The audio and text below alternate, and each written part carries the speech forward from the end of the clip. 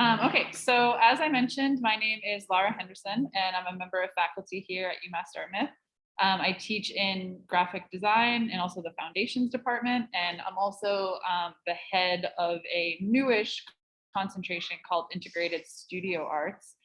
So part of the reason that we asked Mariana here to speak with the UMass Dartmouth students is because their work aligns very closely with kind of our vision for integrated studio arts. So they're very interdisciplinary and they work across many forms of media. And we're really excited to have them share their work with us tonight. This event has also been very heavily supported by students that are currently enrolled in the dynamic screen-based typography class at UMass Dartmouth. They've been working on social media content, marketing. They've been assisting with some of the planning for tonight. It's a 4-person student team, many of which are here tonight. Yanira Ramirez, who's also tonight's moderator, Amy Ferreira, Melissa McIsaac, and Dimitri Boras. This event is sponsored by both the Dean's Office and also the Integrated Studio Arts Concentration. Can people, well, actually, I guess it doesn't really, right now the drawing class is dragging their equipment kind of back into their classroom. So it's a little loud at the moment, but I think it will quiet down in a second. So this artist talk is being held both virtually and also in person. So UMass Dartmouth is located in North Dartmouth, Massachusetts, on land that was stolen from the Wampanoag people.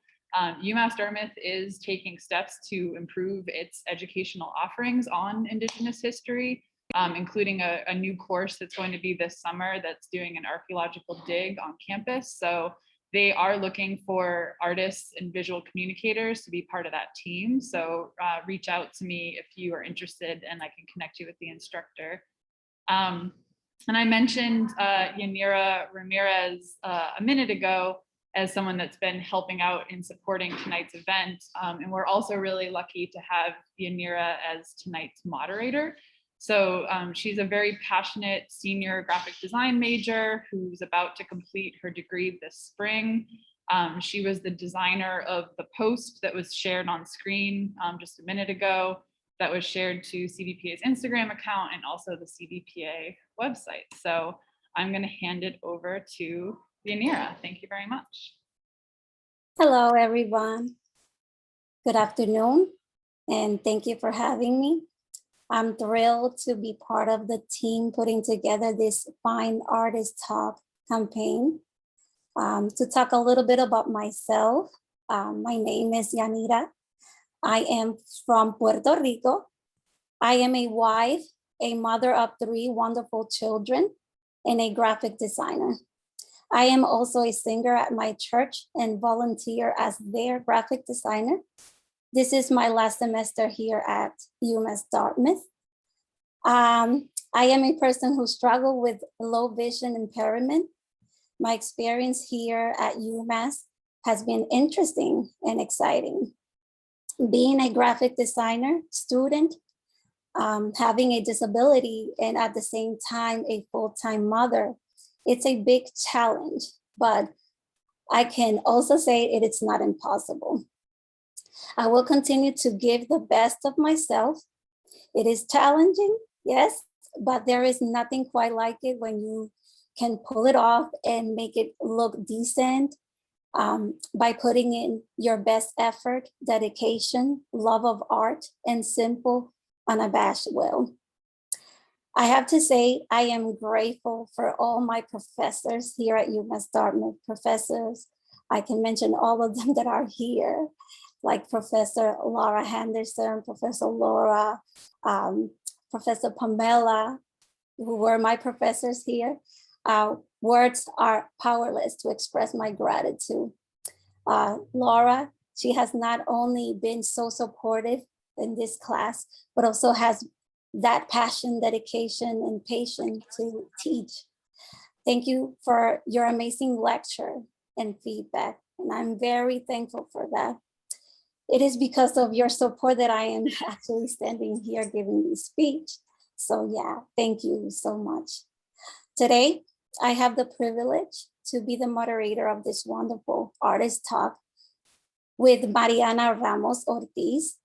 Before we pass on to Mariana, I would love to introduce a little bit of herself. Mariana Ramos Ortiz was born in 1997, is an interdisciplinary artist working between San Juan, Puerto Rico and Providence, Rhode Island. Their practice revises the imperial and colonial relationship that United States has imposed on Puerto Rico.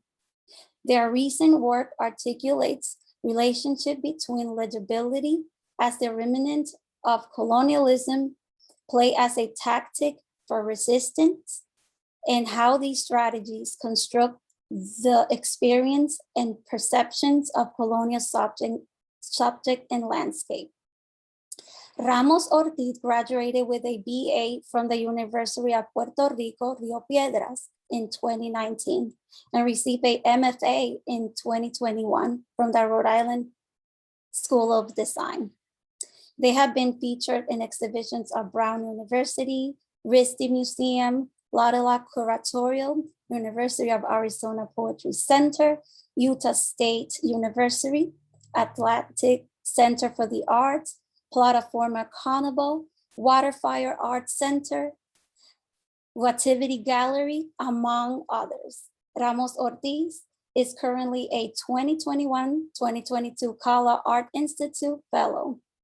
Today, we are pleased to welcome Mariana Ramos Ortiz. Mariana, the stage is yours. Thank you, Yanira. I am really happy to be here today. Let me just start by sharing my screen so that we can get this going. Okay. Great. So, hello, everyone. Can you guys see my screen? Let me make sure that it's actually presenting. Cool. Great. Hello, everyone. I would like to begin by thanking the College of Visual Arts and Performing Arts at UMass Dartmouth for hosting this event, and Lara for the invitation. I would also like to thank Yanira, Amy, Melissa, and Dimitri, who have put a lot of effort into creating content for the promotion of this event, and I've been really appreciative of that. I'm really happy to be here and to be here to share a little bit about my work. And I think Yanira gave a really great introduction on some of the things that I do, but I would like to sort of give a little bit of background too. My name is Mariana Ramos Ortiz, and I was born and raised in Cabo Rojo, Puerto Rico. I'm an interdisciplinary artist whose practice revises and explores resistance tactics against colonialism in the context of the United States occupation of Puerto Rico. And this is a topic that I've been really interested in for many, many years and has taken many forms throughout my work in the past years. But in this moment, I am thinking of sand as like my primary material for exploring and addressing ideas surrounding legibility as a quality of colonialism, play as a tactic for resistance, and how these strategies and topics can construct my own experience as a colonial subject. Oops, yeah, you're seeing a white box. That's kind of the first thing. Sorry, I just added that. Yeah, so how these topics and my explorations of them have constructed my own experience as a colonial subject and my perceptions of the landscape I grew up in. And let me move that. Okay, cool. I'm hoping everyone can now see this sort of first topic. I've divided this talk into two topics, one being play as resistance and the other one being legibility and illegibility as forms of protection. And so in terms of playing and resistance, I've been very interested in this topic, and I think that subconsciously prior to this body of work, it's something that I've always sort of done, whether it is through addressing these topics that are very personal and very difficult for me to address. Sort of I've used playing as humor as ways of sort of coping and diving into these topics that might be difficult to explore. I've also been really interested in this topic because I grew up in a place where the idea of protest and the idea of resistance and joy and play all sort of intersect in the same space. And an example of this would be to think about the Ricky Renuncia protest that happened in the summer of 2019. And if you're not familiar with this movement, it was basically a movement that demanded the resignation of Puerto Rico's then governor, Ricardo Rosselló, following the discovery of a chat which contained a lot of violent comments, as well as evidence of deep-seated corruption in the Puerto Rican government. And so a lot of Puerto Ricans went out to the streets during that time. And I think it was a very formative moment in terms of I was a student in grad school when this happened. And I was, just really developing a language and seeing all the Puerto Ricans that went out to the streets to protest through music, dancing bomba y plena, which are traditional dance and music styles, also doing sort of motorcycle and horseback riding rallies. It sort of became kind of almost kind of like a contest of seeing who could sort of create these most outrageous or playful ways of protesting something that was very serious and very deep during the moment. And so those are kind of the reasons why I've gravitated toward these intersections of playing and resistance. And I'm interested mainly in how in this playful state, we're able to construct these new relationships, challenge systems, and sort of use play as a way of envisioning these new realities as acts of survival and chances that are mending our lived experiences. And so also I think of play as a space where we can think of our position within this broader system. And not only that, but also not just think of these new relationships that we can make and conceptualize and dream of through the act of play, but also seeing how these new relationships that we can create can also transfer onto the real space. And so one of the first works that I would like to show is La Peregrina. And La Peregrina is one of the first works I've made that are large scale, that are addressing this topic. And it is, La Peregrina, for those who might not know, is the word for hopscotch in the Spanish-speaking Caribbean, specifically in Puerto Rico. And this work is a 15-foot by 15-foot stenciled sand installation. And I think throughout this talk, I want to make a couple of parentheses on process. I think that as a printmaker, which was kind of my background coming into the art world first, printmaking sort of has this connection to the process, to exploring techniques. And I think that that is definitely very ingrained in my practice. And it also kind of becomes part of processing my ideas. So I kind of want to share a little bit about that. And so I'm including a couple of process images. Here you can see the first stages of La Peregrina when it first started in my studio. And it was sort of this 1 to 10 hopscotch, pre-drawn, there was no stenciling happening. There were a couple of suggestions of curving and creating new shapes, but this was kind of what I started with.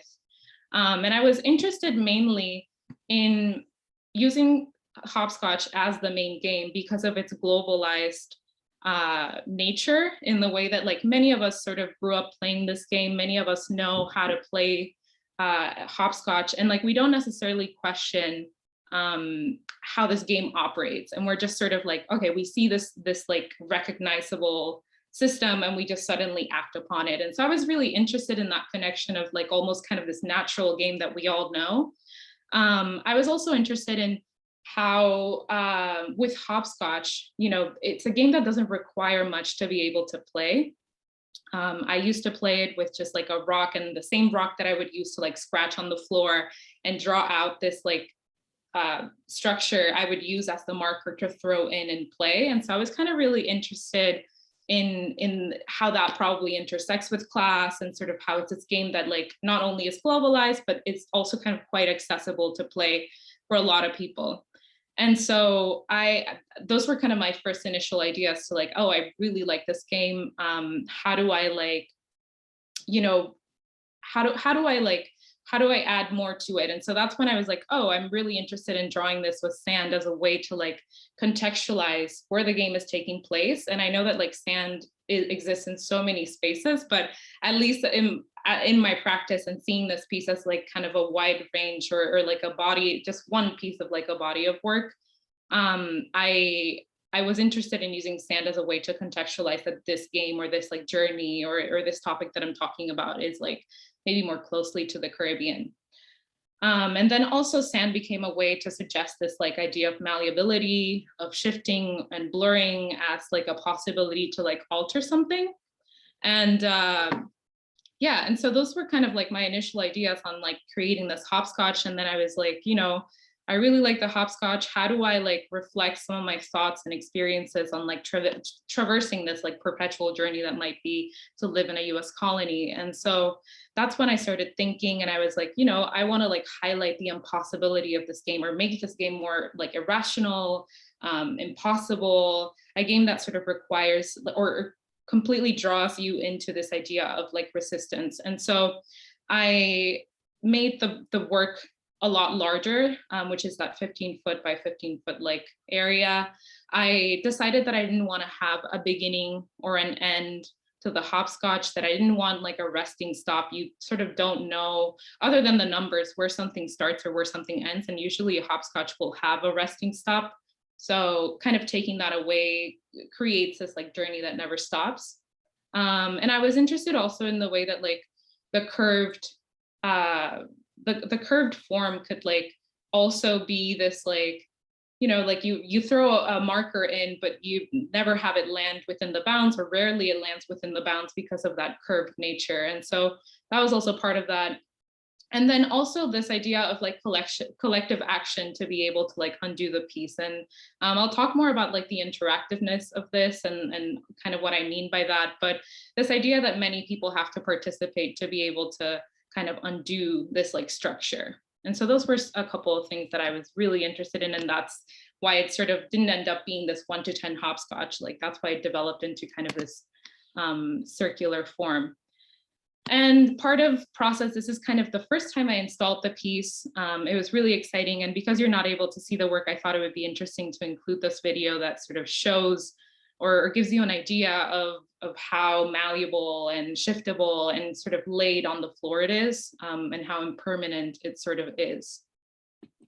And so I basically made the 60-sided polygon and then like laser cut these tiles to be able to create this work. And so it takes around 4 hours to install. It's quite lengthy, the install process, but it's quite fun.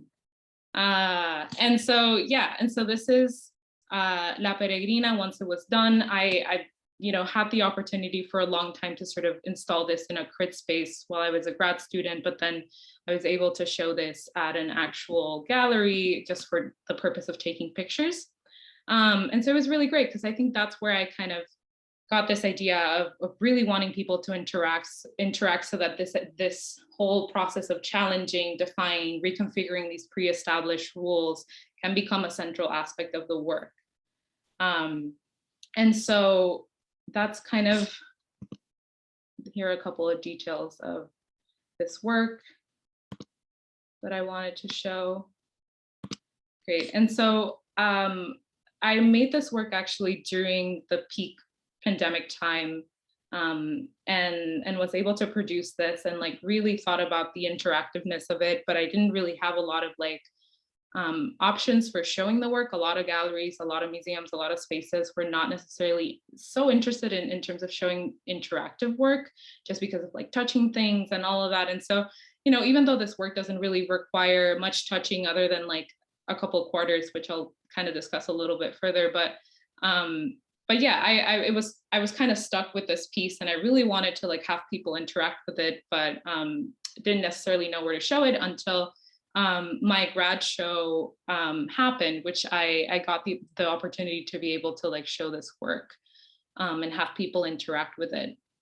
And so I also kind of like with this work added this this little kind of platform that includes a couple of instructions. I'll show you the instructions in a little bit, but I started thinking about having people interact, about having people jump with it. And it was really fun. It was really great. And I basically added these instructions to it. Let me show this. Oh, another great thing is that I was placed sort of around this balcony area. So you were able to also experience the work from high up, which was really cool because I had only ever seen it like, you know, far away from being able to just like install it and look back at it. So, so that was really cool. Great. So these are the instructions, and This was actually some writing that I did as I was making the work. I never really wrote this thinking that it would like accompany the work. It was just something that sort of fit in the moment. And I was like, oh, I really like this as suggestions on how to like interact with this piece. And so what I did was that I basically left a couple of quarters next to the work and I included these instructions. And so they say how to play La Peregrina, and they have sort of these, it's kind of like a hybrid between the actual instructions of how to play hopscotch and then sort of these newer suggestions that I'm offering that are sort of all about highlighting and making someone aware of the impossibility of the game, as well as like suggesting what you might do once you're like aware of that, right? And so so that was really great to include with the work. And I think it gave viewers an idea of what I wanted to happen with the work. And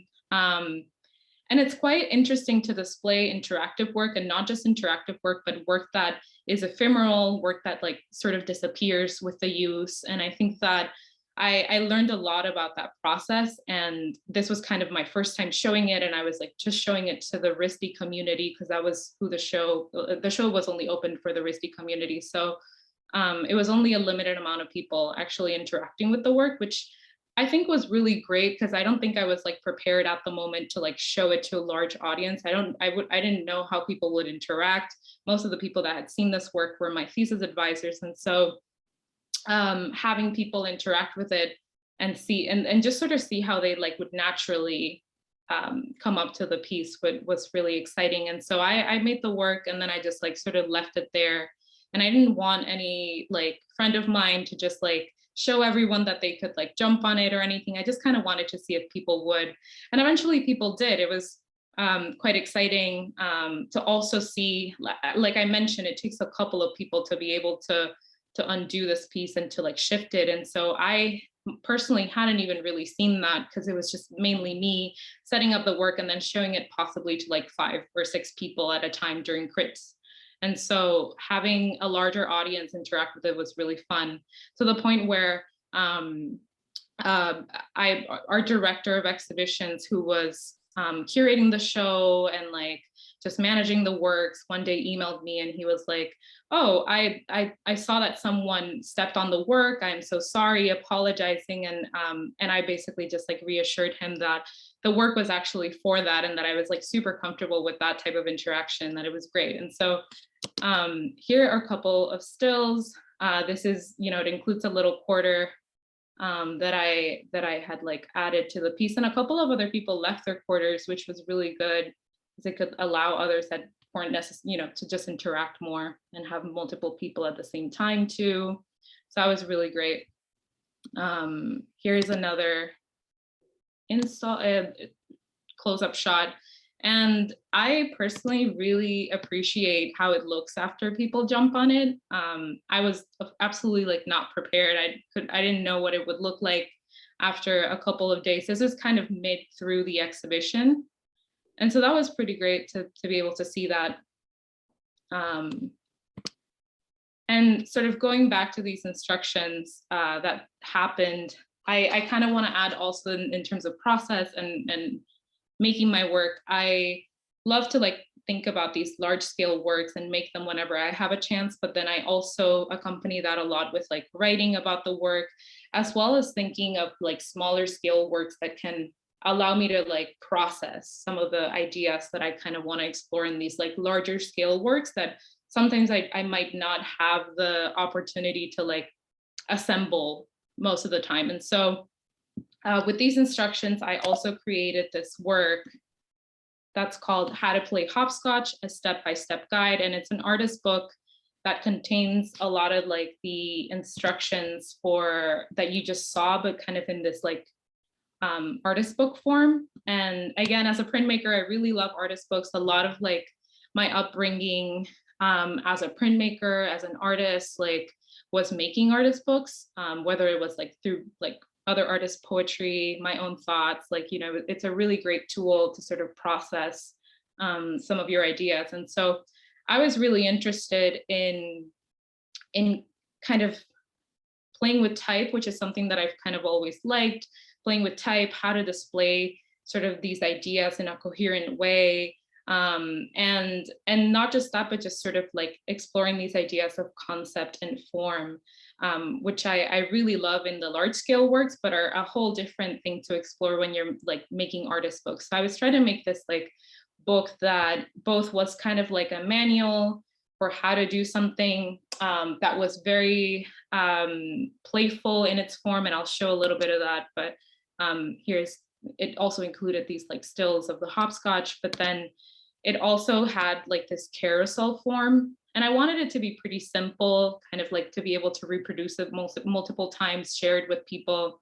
And so it has this kind of carousel form, as well as like this tile form that I think in some ways like resembles the hopscotch, but in a book form. And so those things were really cool to explore and really helped me to, I made this work even before showing the hopscotch for the first time. So it was really great to just go through those ideas and like use something as immediate as like silk screening to produce multiple things, to share it with friends, to get their opinions, to just kind of get the information out there. You know, like having to build this hopscotch that takes 4 hours to be built, can, you know, the opportunity to do that and shared with people and talk about the work doesn't happen often. So using printmaking, using type, using like words as a way to like get those ideas out are also really valuable to me. And so, yeah, and so another work sort of along these ideas of playing and resisting is Canción para Estrellarse, or Song for Crashing. And this work is actually an Arduino-powered piano consisting of keys made of the Puerto Rico edition quarters from the 2009 District of Columbia and US Territories Quarter Program. And these quarters are something that I've also explored in other works that have not ended up becoming works, and just research in general. And I kind of remember being interested in them when I was like 11 or 12 and was in high school or school in general. I remember that these quarters came out and a lot of people were really excited about just getting their hands on them. And as a kid, I guess like I was just drawn to this idea of representation. You know, you see all these like states in the back of the quarters, but like I've never seen like Puerto Rico there. And, you know, as a kid, not necessarily understanding this like relationship that the US has to Puerto Rico, I was just thinking about representation. I remember a lot of my friends, this is when like snacks would be like 75 cents, like you would be able to kind of like put $1 in, and we knew this like specific vending machine that like would give us these quarters back. So everyone would just like buy things for no reason off of this vending machine to get a quarter. And so that was really interesting. And it's really interesting also to compare it to kind of my new perspective on what these quarters are, which are in some ways objects of like imperial benevolence, forced assimilation, all of that, right? So it was, I wanted them to kind of be a part of this piece and kind of become these keys that you kind of like press on. And so the title of the work is also a play on words that address Spanish translations of the Star Spangled Banner. And that mainly include the word estrellado, estrellada, which are these words in Spanish that both mean starry, but also mean crashed.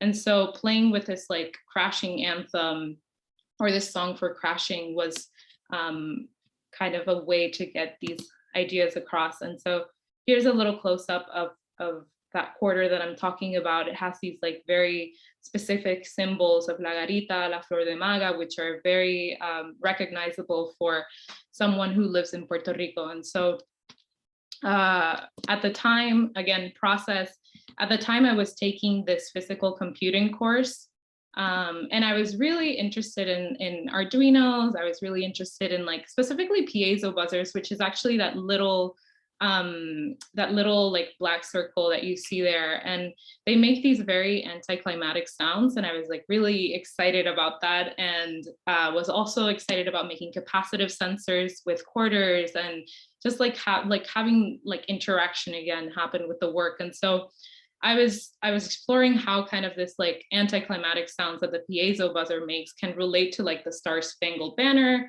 and question sort of the poise of the American imaginary, while affirming that the United States imperial and colonial controls are just solely orchestrated on the violence inflicted by places like Puerto Rico. And so having that object and creating that piano, then I was like, I'm gonna train myself how to like play the Star Spangled Banner, and then make it sort of this video performance. And so I'm gonna show that video.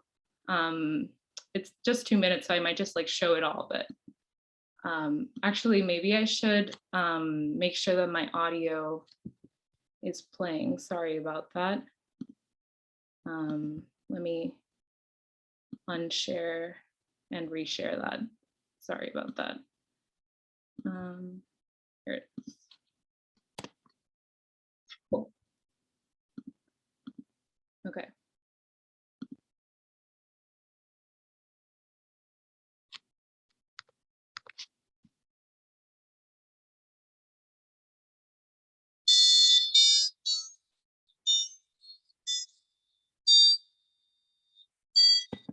Also, let me know if you can't hear it. It should be playing, but let me know through the chat if it's not. Sorry. It sounds good. Yeah, we can hear it. Okay, cool.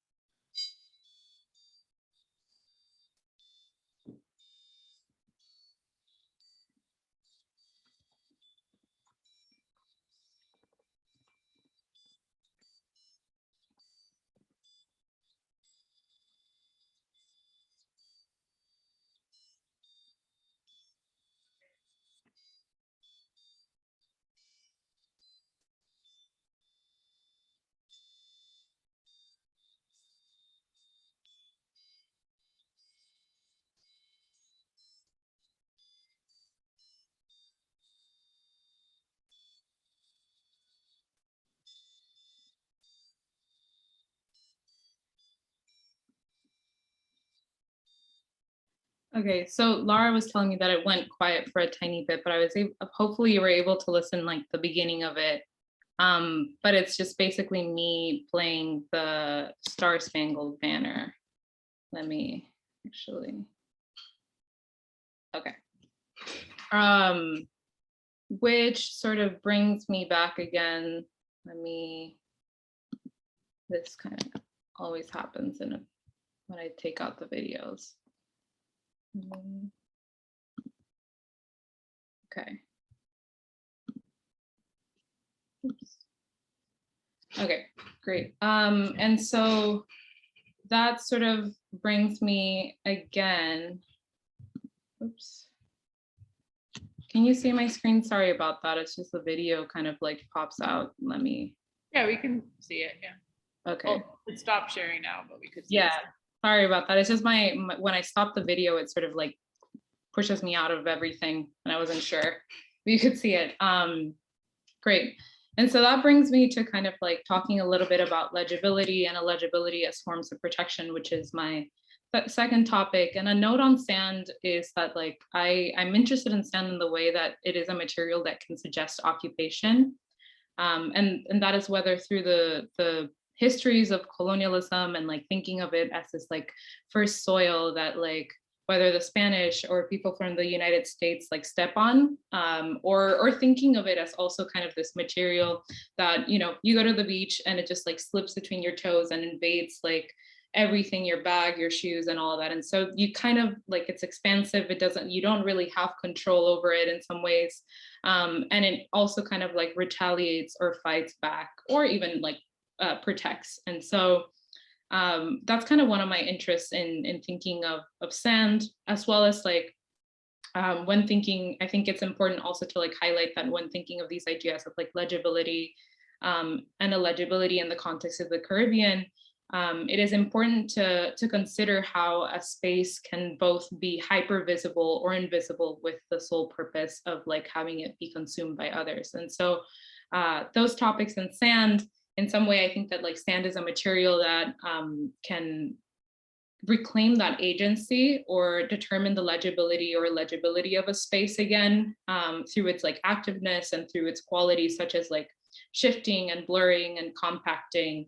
And so I'm interested in the way that it can do those things, refuse legibility, or kind of like heighten that visibility depending on kind of what it is that it wants to do. And then in that same way and process, like counter these like flattened readings of historically othered spaces. And I got a couple of works that kind of address this. And one would be Playgrounds, which is a 2 foot by 2 foot kind of MDF sand charcoal kind of like sculpture. And this work is also kind of ephemeral in the way that it's just sand and it can be undone and you end up just with kind of like these boxes in the end. And so Playgrounds as a title sort of refers to these narratives that define Puerto Rico as a taxless playground for the rich. And that also kind of refers to these like tax exemptions that mainly cater to foreigners. And so these boxes contain sand, and then on the sand, there are these like charcoal silk screens of images of my hometown of Cabo Rojo, a place that I consider to be in constant threat of consumption by both natural disasters and foreigners. And this was like really challenging work to make because doing your MFA away from your hometown was kind of like a difficult thing for me, especially because the work is so tied to the context of the island. And so a lot of people were like, you should just like sort of silkscreen these images on the beach here in Rhode Island and just like do a little bit of that. And I really felt like that detached my work from the context that I wanted to give. And so that's when I kind of like came up with these ideas of kind of creating these sandboxes or playgrounds that would like also kind of add a layer of meaning to the space. So that was really challenging in terms of that. And then also challenging in terms of creating this process of like silk screening on sand. But I think the boxes in the end not only add this layer of information to the space, but also are kind of playing with these ideas of like fragility versus stability, which are things that both sand and the space that I talk about constantly are sort of in discussion. Like it's kind of like a spectrum between those two things. And so I think that the boxes highlight this idea of fragility in the sense that it's still sand, that there's sort of this like dust image laying on top of it, but that there's also sort of this stability in it being sort of either contained or being able to hold this material intactly, And so another thing is that the margins of the box are also kind of really special to me. I think that not only do they refer to ideas of like printmaking and sort of traditional printmaking where like you always kind of have this like beautiful margin that surrounds the print, but I think that they also kind of create this boundary between kind of what I like to think is those who are recognized or gazed upon a space, and then those who get recognized or are observed. And so the boundary is that, but then I think more poetically, maybe I think of it as a shore or kind of like another enclosure or another island.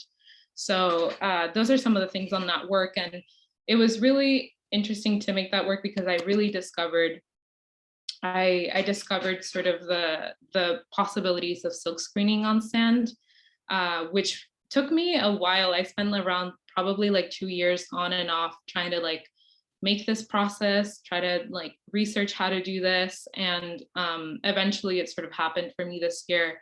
And I was able to kind of like produce a couple of works that had that. And before that, I also kind of, before silk screening on sand per se, like I was also kind of creating this work which is titled El Archipiélago no está a la venta, which just means that the archipelago is not for sale. And there were these silk screens this is kind of like older work that I was making. And these silk screens are flocked with sand, and that was really exciting and kind of a breakthrough in terms of like the materiality of the work. But I was interested in not only having like sand be this like material that you could add to a surface, but having sand be that surface where you're adding sort of this different material too. And so that was kind of like a challenge in the work, trying to like figure out how to do that in a way. And so I was left with these two images of charcoal like silk screens on sand that are kind of images of my hometown of Cabo Rojo, as I mentioned. And they're specifically from this area of Puye.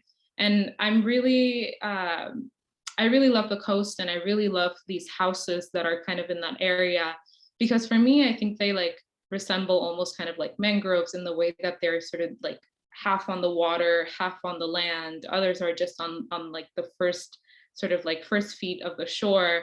And so I think of them as kind of like, you know, how a mangrove is supposed to like protect the shore from erosion and all these certain things.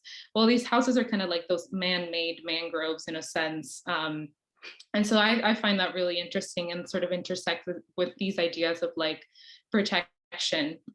And so I also moved on to making this work called Playground, which is very much along the lines of playgrounds, but I'm sort of exploring more this idea of like that margin or that boundary.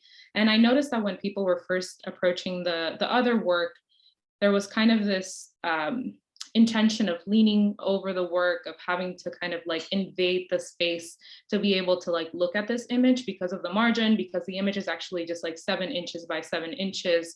And so I wanted to like push that experience a little bit more, whether that was to, you know, like make that spectator be aware of their gaze, or just kind of like more of like the poetics of like how you view a work. I was interested in that. And so I decided to make the margins actually a lot like wider, make the sandbox bigger, and make the image kind of just like small. And so it was a little bit of exploring that with that work.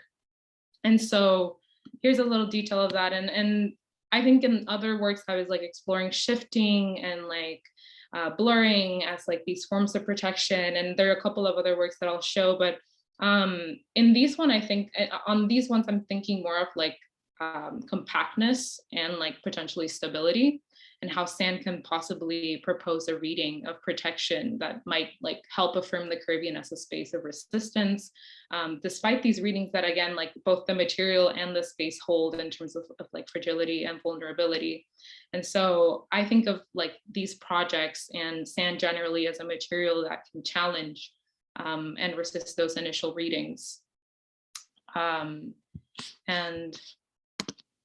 here is another kind of close up of those houses, of kind of just what it looks like to like silk screen on sand. And I think that this also kind of like bridges me into this other work that I will show, where it's kind of that I'm thinking also of like the images on sand as kind of these pixels. And this is kind of the last work that I'll show, but thinking of sand, or each grain of sand, as a pixel that plays a role in sort of like making something visible or concealing sort of the image of a space. And so with that, also kind of thinking of erosion and again blurring as forms of protection that challenge the kind of imposed legibility of a space. And I think impose is like the important word, because I think that what's important about this work is that you can sort of regain the agency of that visibility. I don't think that visibility is necessarily like a negative thing, but just having that sovereignty or that agency of like deciding when to be visible or when to be like invisible is important to me. And second, I think that that erosion can also, and the sand and the margin again can sort of like challenge the gaze of those that are delineated by the shore and possibly looking from the outside. And so I'll show probably like around a minute of this video, and we can move on to questions.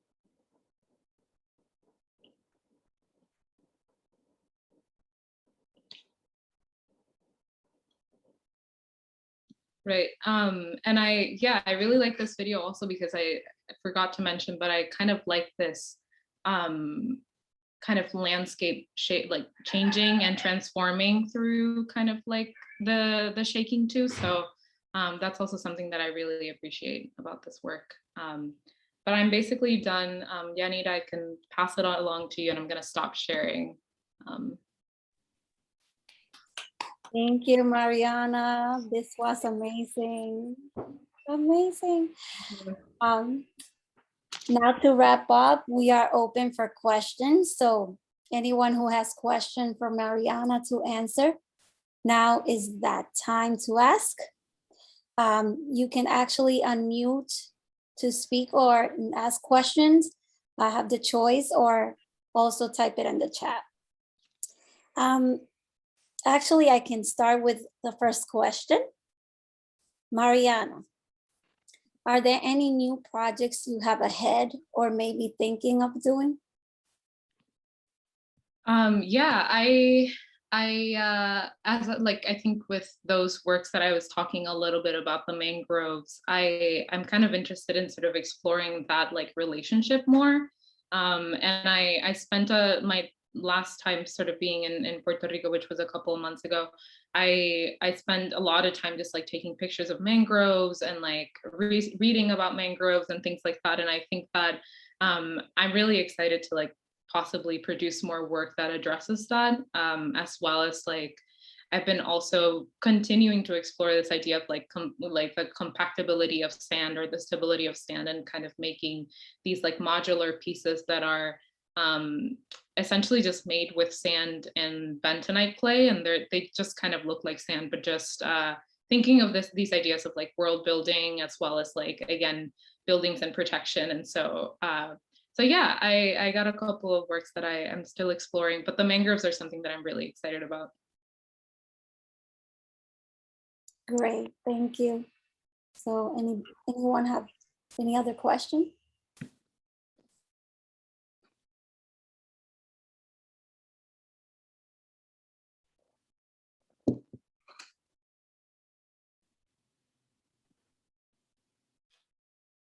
I can ask a question, if that works, Yanira. Of course. Thank you. I was wondering, Mariana, if you write at all. I am impressed by how you use language, like with the hopscotch, with the instructions, don't worry, you were never expected to succeed. And I know some people use small pieces of language almost as art, but I'm also wondering if you do any long form writing.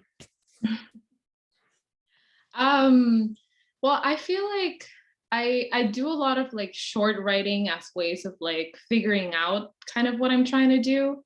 And I like to work with like these like kind of small bursts of like ideas. And I recently, I finished my thesis for my MFA program, and a lot of the writing was actually these like kind of like burst of just like thinking of all these topics, but just kind of like quick thoughts. And so I don't do any sort of like lengthy writing or essays or manifestos on my work, but definitely I think writing is an important part. And I also like, I don't think I consider myself at all a writer, but I think that's where kind of like I think of these newer structures to kind of like get my thoughts across that are not necessarily like prose or something like that. I really try to like make things short and impactful, and then just kind of like finding these new forms for the language. And also kind of like a lot of the writing I do is like both kind of jumping back between Spanish and English.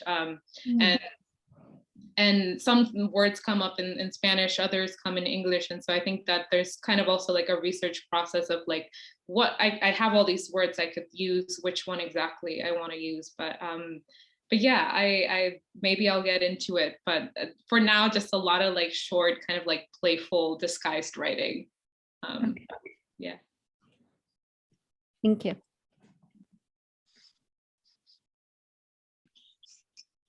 I have a question of like the fact that it took you, I'm pretty sure you said it was like 2 years to really troubleshoot like the sand printing process and getting it to be the way you wanted it. So where do you find kind of like, or maybe advice for students, like that amount of patience of just like troubleshooting something for 2 years?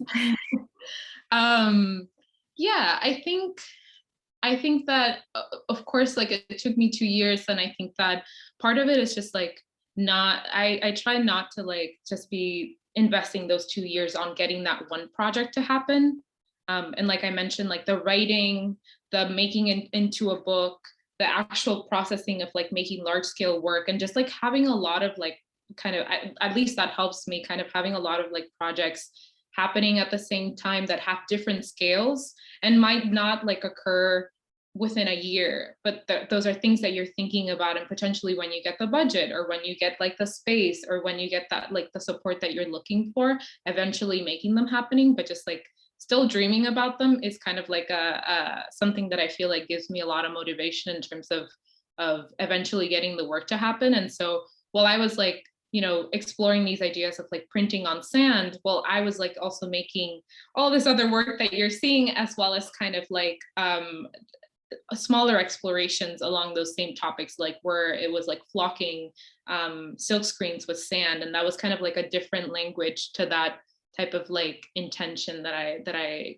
wanted to have with the work. So I think mainly just like being able to like try a lot of different things at the same time, not put all your eggs in one basket, just sort of allows you to like move through your projects, and hopefully just like also explore things that you thought you would never learn about your work. I think just being able to have all those ranges is so important.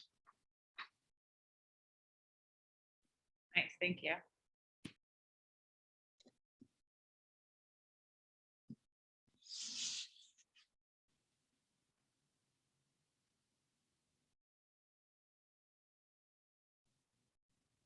We have two questions that are from people in the room, so they're going to come up and ask them.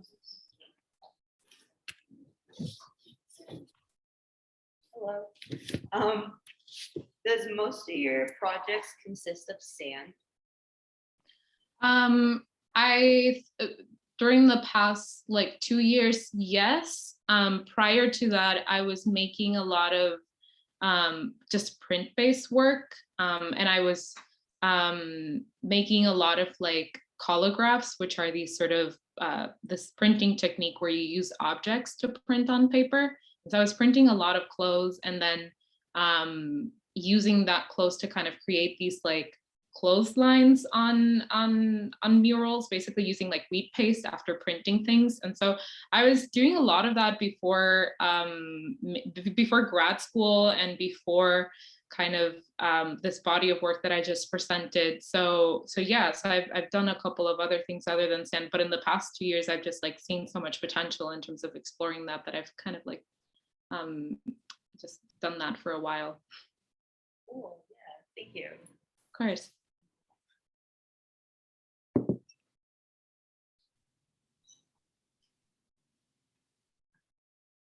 Hello. Thank you for your help. I don't know if you can see me. It's so hard these days. Everything is so difficult with like being visible and seen. Your talk, I really enjoy your work. I was wondering if you're coming from a position of play as resistance, which I think is very, I think it's so lovely, and like definitely for the revolution, because play and joy, you know, kind of get negated in these kind of like colonial like endeavors. And so I was wondering, have you thought about collaborating with children and like talking to them about their form of play as resistance? Because I think there's something interesting there where we forget to play as adults. Like we're busy being adults and being professional. Yeah. And kind of like just this kind of like genuine nature of play that children have. I was wondering if you kind of like thought about maybe exploring that. Mm-hmm. Yeah, I think that definitely is something that I've thought about and haven't necessarily gotten to. And I think mainly I've like thought about that because whenever I've like put my work on display, which has been like very limited times in terms of like that hopscotch, I think adults, because like not only like the work is like impermanent, and then also it's being seen in this context of art, it can be sometimes hard to get them to interact with it or see it as like something that they can destroy. Like I think that there's like definitely a barrier in terms of what we learn art is, and you know, and playing, and then of course like adults like playing in a gallery room is like such a strange thing to see. But and then kids I think gravitate so quickly to just like, again, like what I said, like they see the hopscotch, they know the rules, they don't really need to like think more about it, they just like go in and play with it. And so it's been really exciting to see how those like two groups interact with it. And I think that of course, yeah, I would be super happy to like consider that. And I think it would be such a great exploration to not only like playing in this like completely free state, but then also understanding what they understand as like playing or joy in these contexts. That'd be really great.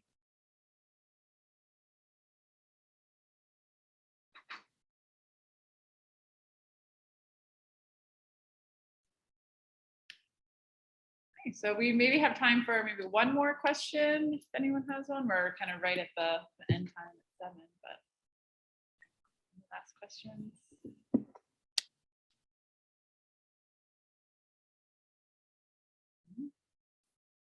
I think we might be good. Well, thank you so much, Mariana, for coming and speaking to CVPA students and faculty tonight, and also such a huge thank you to Yanira for all of the work that she's been putting together for both the social media campaign and also for moderating tonight. So thank you so much for coming, and yeah, I hope everyone has a great night. Thank you. Bye, everyone. Thank you. Thank you. Thank you. That was awesome. All right, well, yeah, I know Mariana, the grouper, is probably gonna follow up with you for some video questions. Okay. So it was so cool to see some of your video work tonight too. Like that was the first time seeing the Arduino piece and Yeah. the erosion one at the end. That was Thank you so much. And thank you, Yanira, also for moderating. I really appreciate it. Yeah, let me know if you guys need any like more video or any of that. I'll kind of be around. And if you guys want to like meet up in Providence or something, you could do that. cool. Okay, yeah, that was my question, actually. Yeah, I would love to do that. We are another student who are working in the artist campaign. We are willing to travel to Providence and visit your studio and take some. Well, I told Lara basically that I hate being the downer, but I don't have a studio at the moment. I moved out of my studio in August and have been like trying to find a new space, but mainly making a lot of work in sort of residencies and the studios that they provide me. So right now I don't have any of that. And then of course, because the work is like so ephemeral, it's mostly like in buckets of sand or storage. And so I don't really have work in progress, but Lara spoke about the possibility of like us meeting up and maybe like pulling some prints like at AS220 or something like that. And I would be happy to like do that with all That of would you. be great. Yeah. Okay, right, we'll get in contact. Great, awesome, we'll be in contact. Bye. Bye, thank you.